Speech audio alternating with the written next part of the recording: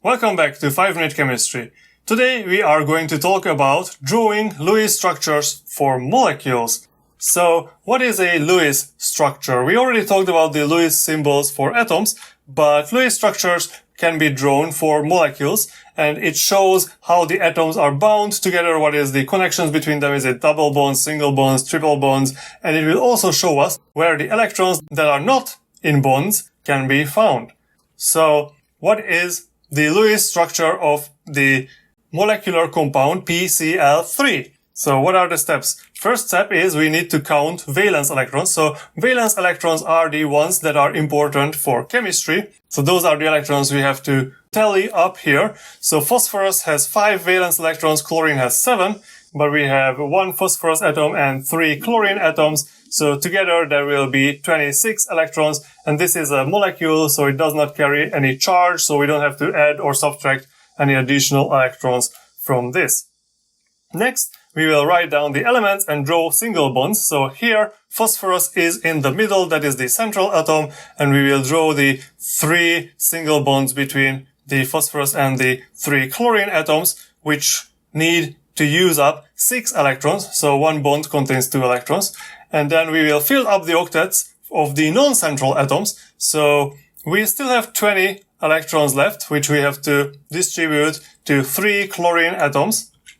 And each chlorine atom will get 6 additional electrons here. Well, they have already 2 from the bond with the phosphorus, and then they get the 6 additional electrons to have 8.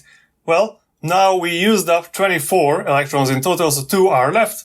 And next step is to place the remaining electrons on the central atom, which will be the 2 remaining electrons, which we can put on the phosphorus over there. And now if you take a look at phosphorus, we can see that the octet is already there. It has 3 single bonds, which add up to 6 electrons, plus 2 electrons that are not in any bonds, which is in total 8 electrons. So we don't have to do anything else. The PCl3 molecule Lewis structure is now final. Next, we are going to take a look at hydrogen cyanide, so HCN, following the same steps here. So counting the valence electrons, hydrogen has 1, carbon has 4, and nitrogen has 5. So in total, we have 10 valence electrons here. No charge, so we don't have to subtract or add anything. Then we will write the elements and draw the single bonds. So carbon is in the middle, and it is bound to a hydrogen and a nitrogen. And for these 2 single bonds, we used up 4 electrons. So we have 6 electrons left, which we can distribute to fill the octets of the non-central atoms. So hydrogen doesn't really have an octet per se. It's a fully filled valence shell, only needs 2 electrons, which are already filled by the 2 electrons that are in the single bond. For nitrogen, though, it needs 6 more electrons because it only has 2 from that single bond.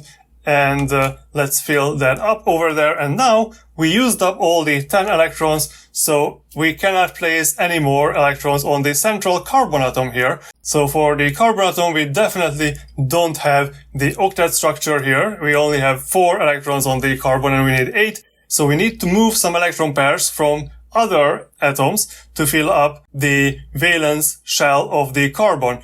But of course, we don't want to just remove 4 electrons from the nitrogen and to move them to the carbon atom, because in that case, the nitrogen atom would not have an octet structure. So instead, we move the electrons into the bonds. So we move 4 additional electrons into the CN bond, forming a triple bond here. And because now we can see carbon has 1 single and 1 triple bond, which is 8 electrons. So carbon now has an octet structure. And nitrogen also has a triple bond, which is 6 electrons, and 2 non-bonding electrons, which is 2. So 6 plus 2 is 8.